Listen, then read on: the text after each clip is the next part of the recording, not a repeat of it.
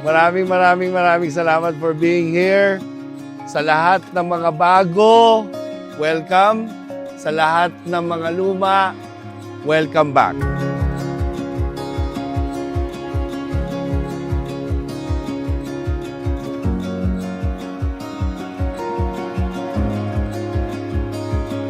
Yang itlog na yan symbolizes your dreams. Yan yung gusto nyong marating sa buhay.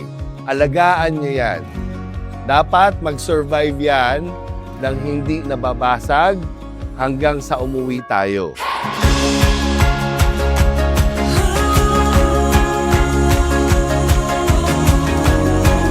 Being successful means doing something 100% regardless kung gaano kaliit yung task o gaano kalaki yung task.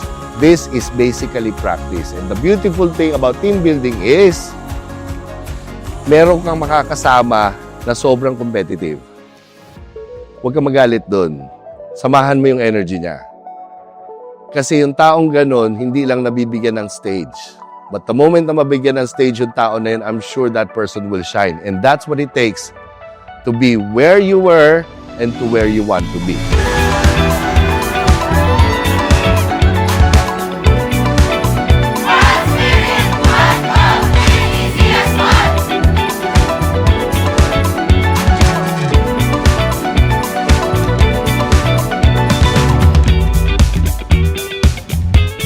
Sa 2026 team building natin, we are requesting you, everyone, ilabas nyo lahat ng inyong energy.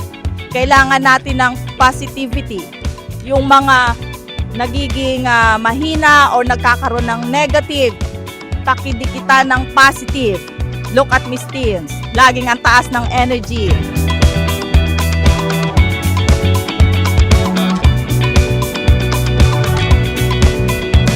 Now, marami tayong gagawin. We're gonna run, we're gonna jump, we're gonna do all kind of things.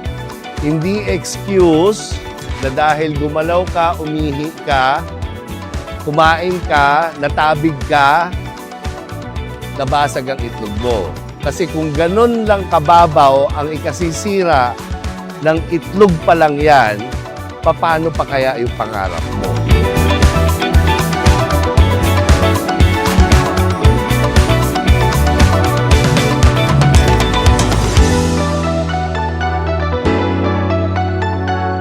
Why is there a need to be one? Bakit hindi na lang tayo magkanya-kanya? Because when we are one, nothing is impossible. Everything great since history did not happen divided. Everything great that happened always starts with being one. So this afternoon, para po mas maging maganda yung ating time together, I want to give you an opportunity to thank the people that you appreciate the most.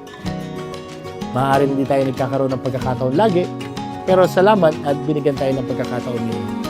Ang taong mahusay, marunong magbigay ng pasasalamat at marunong tumanggap ng pagpapasalamat.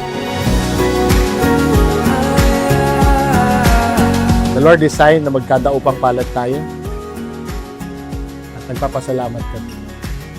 Pero my prayer as your pastor friend, that God will make your life beautiful in His own time. Kayo inyong pagpapagal, magbubunga sa takdang panahon ng pagpapala at ng biyaya para sa iyo at para sa pamilya.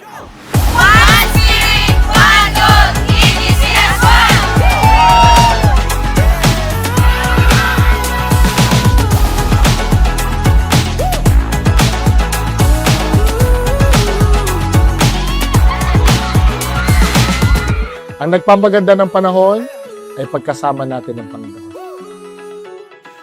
Maganda ang panahon, matagumpay, basta kasama siya, ang tagumpay na yan. Hindi yan magdudulot ng stress natin. At kung dumadaan man tayo sa valleys ng buhay, dahil kasama ang Diyos, magiging maganda pa rin. Dahil siya ang nagpapaganda ng panahon.